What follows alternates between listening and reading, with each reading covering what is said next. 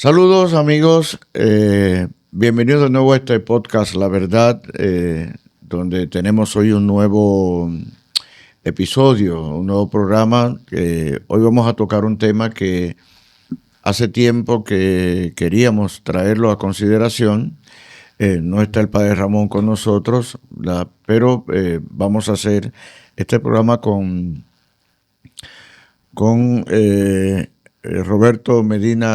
Roberto Medina Reyes. Bienvenido. Muchas Roberto. Gracias. Bienvenido. Él es profesional del derecho, sobre todo experto en derecho constitucional y derecho administrativo también. Correcto. Y es un doctorando, está haciendo ahora el doctorado en derecho. Pero sí, conocido, queríamos hace tiempo que tú vinieras, Roberto, para que habláramos sobre un tema que para mí tiene una importancia muy grande ahora en lo que está pasando ahora en este mundo, ¿verdad? Que está con los cambios, con todo esto que están apareciendo, nuevas leyes, nuevos derechos, nuevo todo eso por allí, para que hablemos acerca del derecho positivo, ¿verdad? Y el derecho natural. Yo me gustaría primero que tú me definieras qué es uno y qué es otro, y cuál es la diferencia y qué implicaciones tienen uno y otro. Claro. A ver, adelante. Bueno, muchísimas gracias, Santiago, por la invitación. Súper contento y complacido por estar aquí en La Verdad Podcast. Y la verdad que para mí es una oportunidad de poder hacer estas reflexiones sobre el derecho y sobre las distintas teorías que tratan de darle explicación al derecho. Básicamente existen distintas teorías que tratan de entender cómo surge el derecho. El derecho podría conceptualizarse como un conjunto de normas que buscan ordenar de forma racional las conductas de las personas para garantizar el bienestar común.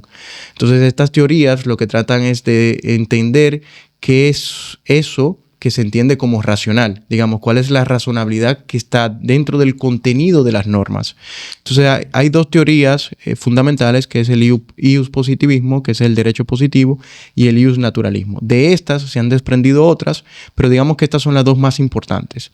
El ius positivismo, el derecho positivo, lo que trata de explicar que el derecho es una ciencia pura, o trata de ver el derecho como una ciencia pura que no tiene ningún tipo de injerencias, no recibe ningún tipo de injerencias de otras ciencias, como incluso la deontología. Y por lo tanto, la validez de las normas no está en principios externos al propio derecho, sino que va a estar en la legitimidad que tenga la autoridad para adoptar la norma. Okay. O sea, la ley es válida y nosotros tenemos una obligación de obediencia porque lo ha adoptado un órgano que tiene autoridad para hacerlo como consecuencia del poder que nosotros le hemos delegado cuando decidimos crear la sociedad. Eso es lo que dice, la teoría del derecho positivo. Una cierta autonomía en el derecho, entonces. Correcto. El único problema es que nos lleva a un voluntarismo de la autoridad, porque entonces el derecho va a hacer lo que esa autoridad determine que sea. Ok, muy bien. O sea, esta autoridad que ha sido delegada por nosotros, por como sea, vamos a suponer, pues, en el caso nuestro, de aquí del país, tal y como son las cosas, los organismos, el organismo judicial, que se supone que es independiente del Poder Ejecutivo y Legislativo. Correcto. Pero que nace de estos dos también. Claro. ¿Cómo surge el Estado y cómo surgen esos tres poderes que usted menciona, que son los poderes tradicionales del Estado? Básicamente, nosotros, la civilización estaba en un estado de naturaleza, se ve la necesidad de crear una comunidad política, de pasar a un estado en sociedad, y eso se da esa necesidad por el hecho de que, hay dos tesis. O sea, decía Hobbes que por el hecho de que las personas son malas por naturaleza, una tesis que yo no comparto, y que por lo tanto, como son malas, tienen la tendencia a hacerse daño. Entonces tienen la necesidad de construir a un ente que es un tercero imparcial para, establecer las reglas de juego. Locke tiene una visión distinta. Dice, mira, las personas no son malas por naturaleza, sino que en un estado de naturaleza existe una situación de incertidumbre que le obliga a la persona a tomar medidas preventivas. Como yo no sé si tú me vas a hacer daño, entonces yo tomo una medida preventiva de atacarte primero, pero no porque yo sea malo, sino porque tengo que buscar medidas para garantizar mis libertades. Entonces, dice Locke, esa situación de incertidumbre genera la necesidad de crear un Estado. Entonces, ese Estado se le cede un poder que es el poder de castigar, que es el único poder que nosotros, digamos, tenemos desde, digamos, por la tendencia natural de poder castigar a aquel que no hace mal, se lo damos al Estado para que el Estado lo monopolice. Entonces ese poder se estructura en tres grandes poderes, que el poder judicial, el legislativo y el ejecutivo. El poder legislativo es el que expresa la voluntad del soberano y por eso es quien adopta las normas. Muy bien. Entonces el poder legislativo es quien tiene la autoridad, tiene la legitimidad democrática para adoptar las normas a las cuales nosotros debemos someternos. Entonces el derecho positivo lo que establece es, mira, el derecho es una ciencia pura que no recibe injerencias de ninguna otra ciencia y que por lo tanto ese deber de obligación se va a gestar cuando formamos parte de una comunidad política y esa autoridad, que es el poder legislativo, adopta una norma que nos somete y que condiciona nuestras conductas. La idea que está detrás de eso es que el Estado es quien determina lo que nos conviene. Esa es la idea que está detrás del derecho positivo. Bien. ¿Y el derecho natural entonces cuál es? La otra tesis es, la otra teoría es el derecho natural o el ius naturalismo, que es la que sostiene que el derecho no es una ciencia pura, sino que recibe injerencias de otras ciencias como es incluso la deontología, que es la ciencia que estudia la ética. Entonces, básicamente parte de la premisa de que hay unos principios, mayormente principios morales, que son externos al propio Estado, que existían con anterioridad a la formación de la comunidad política y que van a constituir límites en la actuación del Estado. Ese derecho natural, lo encontramos muy arraigado en los pensamientos clásicos, por ejemplo, de los principales filósofos que hemos tenido, como es el caso de Aristóteles. Aristóteles decía que el derecho legislativo, que esas normas positivas que adopta el Estado, básicamente lo único que van a hacer es concretizar un derecho consuetudinario, es decir, que surge básicamente a través de la costumbre. Y eso luego lo va a matizar Santo Tomás de Aquino, que es uno de los discípulos aventajados de Aristóteles y que trata de cristianizar a Aristóteles, la idea de Aristóteles, interesantísimo. Y Santo Tomás va a diferenciar entre la ley eterna, la ley natural y la ley humana. Va a decir, la ley eterna es la ley divina, el decálogo de los mandamientos que recibimos de Dios. La ley natural que va a surgir como consecuencia de la tendencia de la naturaleza. Santo Tomás intenta racionalizar la fe. Por lo tanto, por eso es tan brillante, porque incluso justifica el ordenamiento jurídico no en la religión, sino en la observación de lo natural. Entonces, él parte de tres tendencias. Él dice, hay tres tendencias naturales. La primera es la perpetuidad en la vida. Todo ser vivo, planta, animal, ser humano, tiene una tendencia natural a la perpetuidad en la vida. Entonces, de esa tendencia natural se desprende el principio de no agresión. Sí. Por lo tanto, como se desprende el principio de no agresión, que va a ser un principio moral, ese principio que forma parte de la ley natural va luego a condicionar la ley positiva. Entonces, hay un derecho a la vida. O sea que si vamos a hablar de una manera, vamos a decir, éticamente, ¿verdad? Uh-huh. El derecho positivo debiera estar regulado por el derecho natural. Totalmente. De hecho, el derecho positivo lo que va a hacer es concretizar esos principios morales que surgen desde los primeros indicios de socialización, antes de que existiera el Estado. Aristóteles explica que... Me imagino por ahí andará el Código de Hammurabi, el Decálogo y demás. Y ya eso podríamos decir que son códigos positivos, porque fueron adoptados por una sociedad de manera expresa y que limitaban unas conductas. Pero, por ejemplo, Pero tienen en cuenta el derecho natural. Claro, totalmente. Porque, por ejemplo, el decálogo, cuando habla de no matar, está tomando en cuenta entonces el derecho natural de la perpetuidad de la vida. Totalmente, totalmente. Son principios que, aunque han ido positivizándose, tienen, su raíz en esas tendencias de la naturaleza. Por ejemplo, el principio de no agresión, donde se desprende el derecho a la vida. Pero hay otras dos tendencias importantísimas, la perpetuidad en la vida. Dice, no solamente es ese es el primero, la perpetuidad. La segunda, la tendencia de vivir es la primera, la segunda es la perpetuidad. No solamente vivir, exacto, sino yo mantenerme vivo. Ok, pero la tendencia a vivir, que es lo... Exactamente. Es el principio. Sí. Exactamente. Entonces, de esa perpetuidad de la vida se desprenden otros principios. como la necesidad, el derecho a la libertad, el derecho a la libertad, el derecho a la propiedad, el derecho a la seguridad. Son principios que se van construyendo de esa tendencia que nosotros tenemos a garantizar la perpetuidad en la sociedad. Es una tendencia natural. Diríamos que entonces que estas instancias lo que hacen es que te facilitan o te aseguran que tú puedas mantener la vida. Correcto. Estos derechos. Correcto. Entonces, todos estos derechos te van a concretizar esos principios que vienen de la naturaleza. La tercera tendencia, dice Santo Tomás, es la de vivir en sociedad, que ahí se desprenden lo que nosotros hoy tenemos como derechos sociales, el derecho a la familia, el derecho a la educación, etc. Pero todos tienen una raíz en las tendencias naturales. Y cuando eso se analiza de cara al surgimiento del Estado, tiene implicaciones importantes, porque lo que se busca entonces es limitar la actuación del Estado.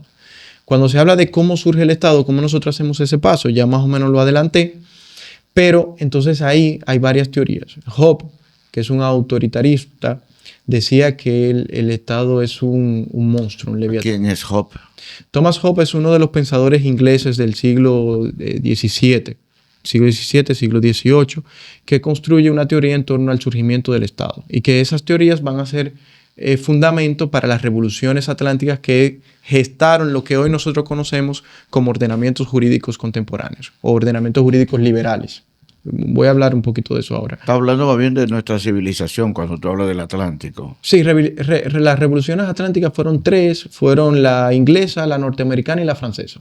Okay. Todos los ordenamientos jurídicos se sustentan sobre eso. Sí, el Occidente. Exactamente. Occidente. Por ejemplo, la Declaración de Independencia del 44 de la República Dominicana se inspira en la Revolución Francesa y en la Revolución Inglesa. O sea, estas revoluciones son lo que básicamente le dan sustento, fundamento a todos los ordenamientos liberales, jurídicos liberales que nosotros hoy tenemos. Por eso hay dos grandes derechos, el inglés y el francés. Exactamente, okay. Correcto.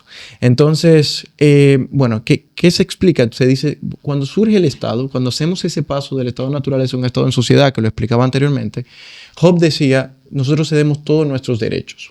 Todos esos derechos que son intrínsecos a la condición del ser humano y que se construyen en base a la tendencia de la naturaleza, nosotros se los cedemos al Estado, quien va a determinar cómo garantizarlo.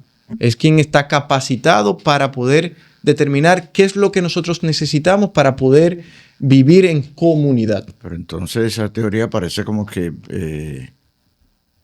al final este monopolio que va a tener esta entidad entonces va a estar por encima de aquellos que la han creado. Correcto. Correctísimo. Básicamente eso lo que genera es que tengamos un Estado, como él mismo lo define, que es un leviatán. Leviatán significa monstruo, sí. Que no tiene ningún tipo de límite externo. Entonces Locke, que fue un individualista liberal que sustentó, le dio forma a la Revolución Inglesa, dice, mira, Hobbes está equivocado. Eso no es así. Nosotros cuando pasamos de un estado de naturaleza, que de hecho es interesante conocer cuál es el background de esos grandes filósofos, porque Locke era cristiano, tenía una fuente en el cristianismo, lo que nos denota que su teoría se sustenta en la ética cristiana del amor. Okay, y eso va a tener ese mismo fundamento, le va a dar cabida a lo que nosotros hoy tenemos como ordenamiento jurídico liberal. Por eso el liberalismo y el cristianismo no están alejados, están directamente vinculados. Los principios liberales se sustentan sobre la ética cristiana del amor. Pero bueno, eso es para otro podcast. Sí.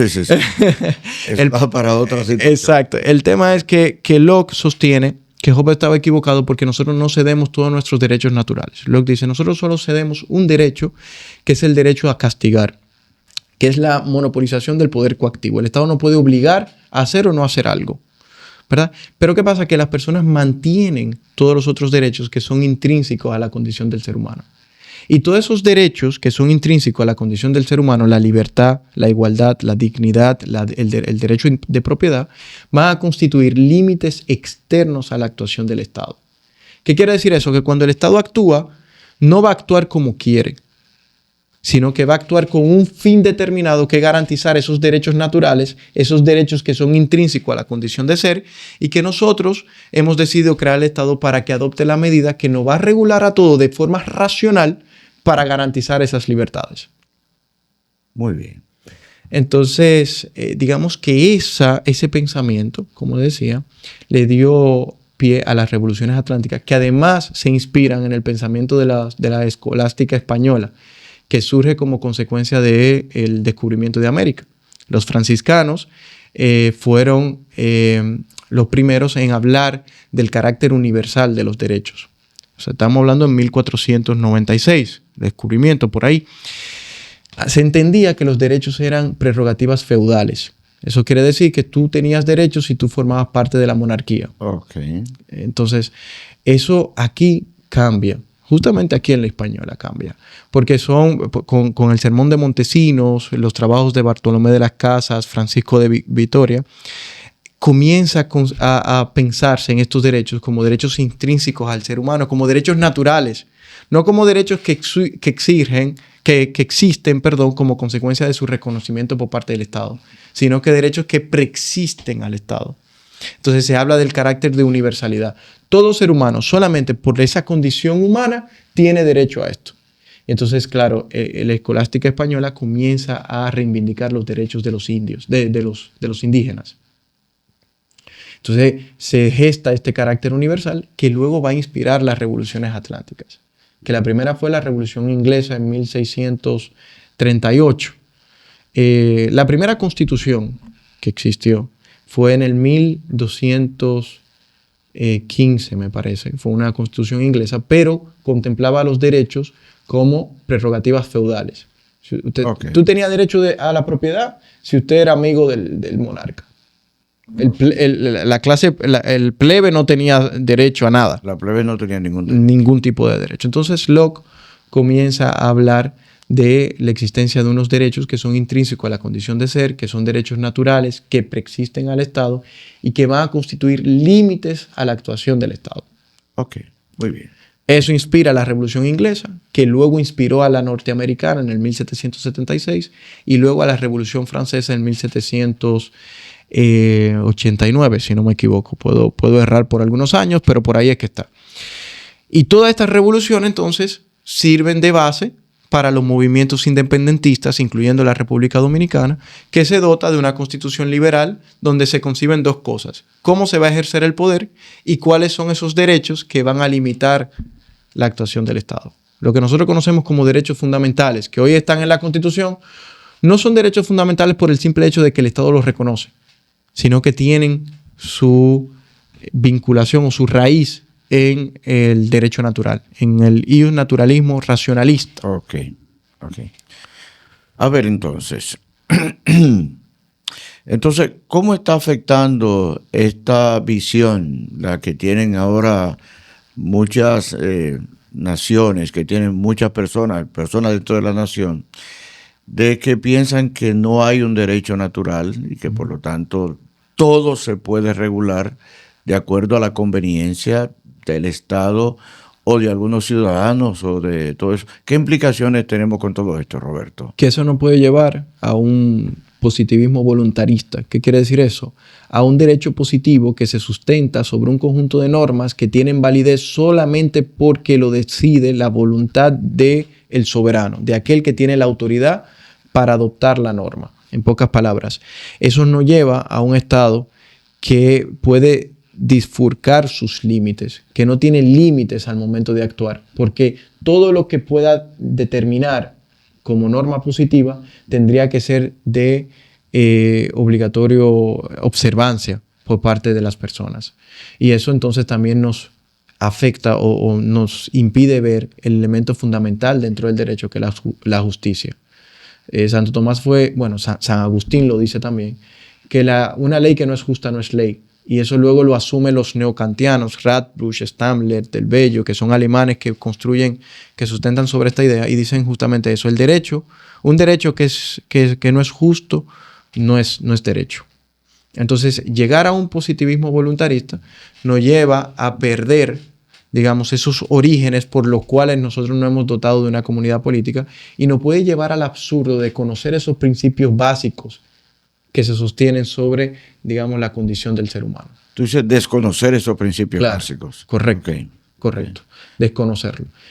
Santo Tomás explica muy bien esto cuando diferencia el derecho civil y del derecho de gentes. Dice, el derecho de gentes es eso, digamos, ese conjunto de leyes naturales que se sostienen sobre la tendencia de la naturaleza y que van a ser común a todos los ordenamientos jurídicos.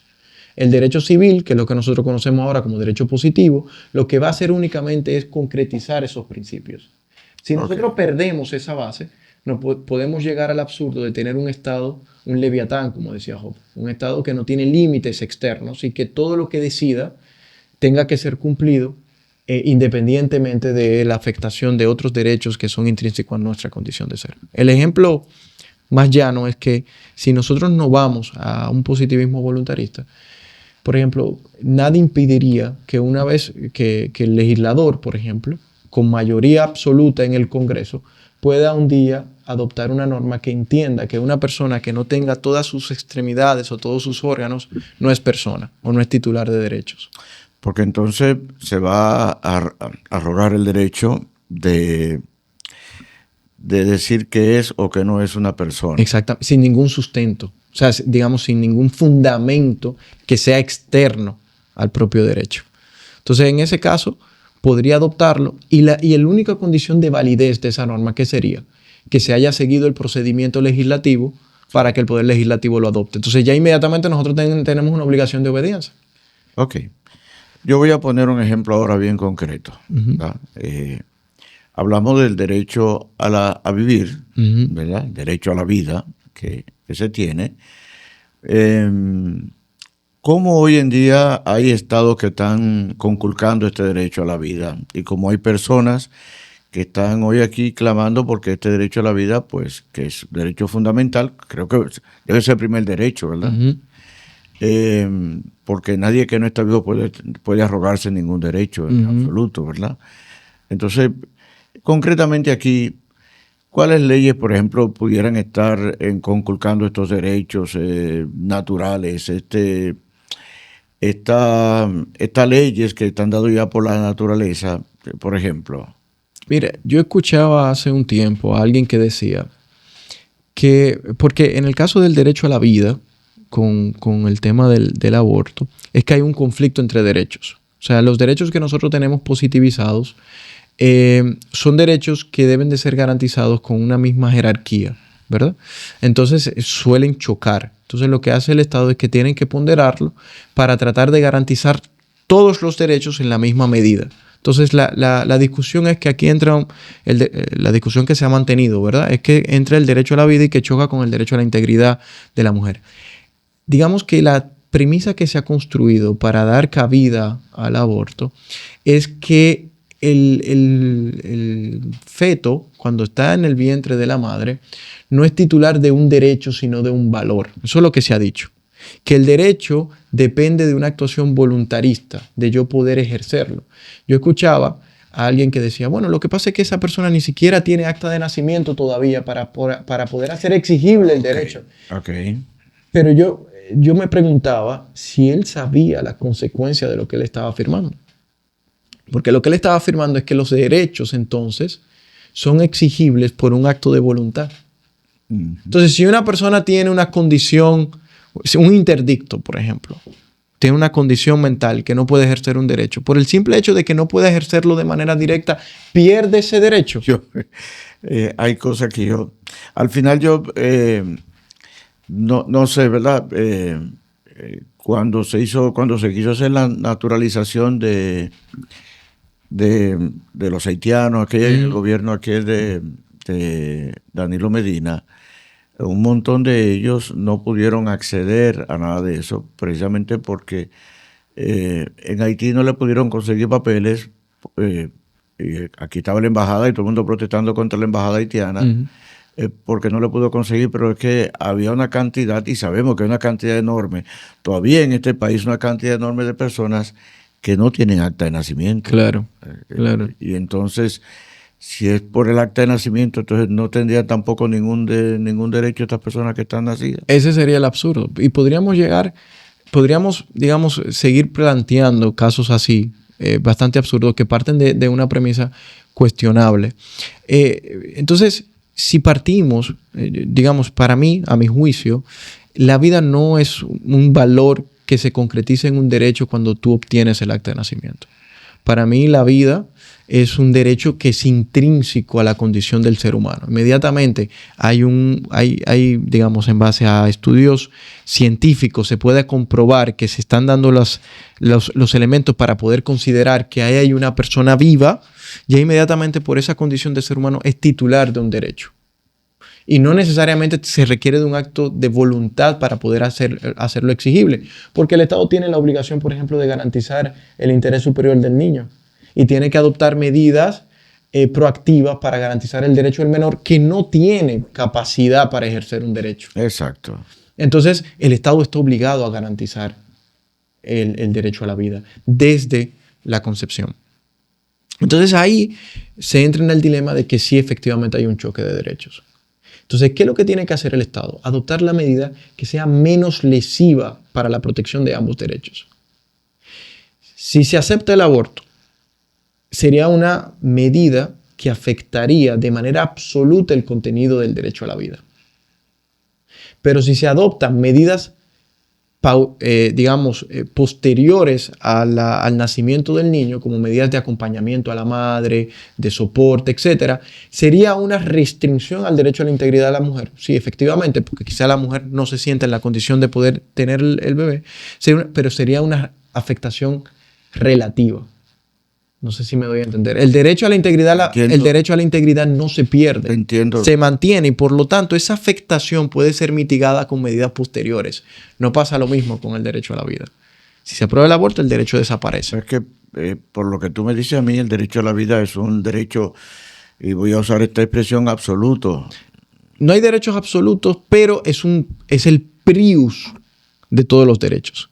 Es que sin vida tú no puedes ejercer las otras libertades. Precisamente. Es el inicio de todas las demás libertades individuales que sostiene todo el ordenamiento jurídico.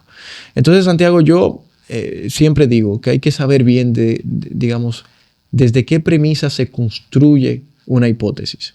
Porque nosotros solemos mucho en la sociedad llegar a conclusiones y llegamos a conclusiones sin saber cuál es la premisa o la ideología que está detrás de esa hipótesis. Eso está interesante. A ver. Entonces, tenemos que tener cuidado con eso. Hay que saber, cuando se construye una hipótesis, para demostrar la veracidad de esa hipótesis, hay que saber, digamos, cuál ideología se está utilizando. O sea, si estás... Y hacerlo de forma responsable. O sea, si tú estás partiendo de un positivismo voluntarista, hay que estar consciente de las consecuencias que puede traernos un positivismo voluntarista. O sea, una idea de que se pueden construir normas sin que estén directamente vinculados con principios morales. De hecho, dentro del propio derecho positivo hay dos corrientes ahora. Ajá. Hay un positivismo incluyente y un positivismo excluyente. El positivista excluyente, el que te dice, mira, el derecho es una ciencia pura. No hay principios morales que le den sustento. Y cuando hablo de principios morales, principios que se construyen a través de la deontología tomando en cuenta las tendencias naturales, lo que venimos hablando, ¿verdad? Muy bien, sí. Pero hay un positivismo incluyente que a mí me gusta, que me parece interesante, que es el que dice, mira, ya los principios ya lo tenemos, ya están positivizados. Y es verdad, usted coge la Constitución Dominicana y en el preámbulo se va a encontrar con un conjunto de valores y principios que optimizan todas las otras reglas, que le dan sentido a todas las otras reglas jurídicas. Pero usted coge el preámbulo y le va a hablar de la justicia, de la libertad, de la dignidad, de la igualdad. Esos son principios que son los elementos que se utilizan para poder interpretar las reglas. Okay. Así opera, digamos, la interpretación de las normas jurídicas. Entonces, el positivismo incluyente es lo que dice. Ya es verdad que los principios están positivizados. Están en las normas ya lo tenemos. Pero esos principios son principios morales.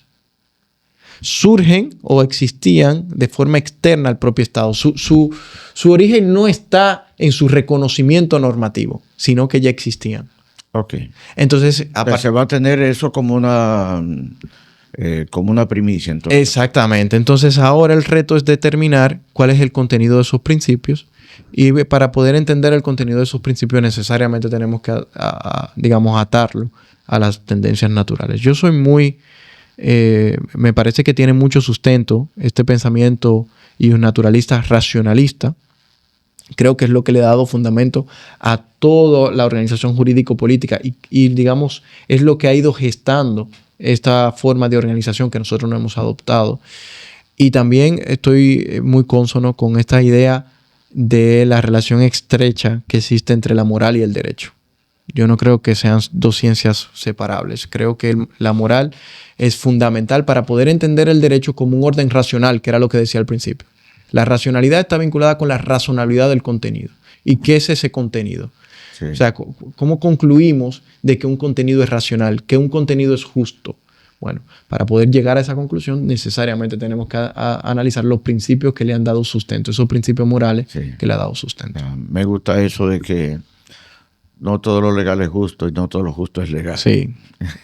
De hecho, Locke decía, bueno, ahora hay que tener cuidado con esto, lo digo públicamente, ahorita sale alguien a rebelarse y le dan con una macana, pero Locke decía algo interesante y decía, cuando el Estado desconoce esos principios morales, cuando el Estado desconoce esos derechos naturales que son intrínsecos al ser humano, entonces existe un derecho a rebelión. Okay. Yo tengo el derecho a no someterme a esa norma, porque va en contra de lo que le ha dado origen al Estado. Es como, Santiago, que yo le dé un poder a usted para que venda mi vehículo. Y usted viene con ese poder y vende mi casa. No, espérate.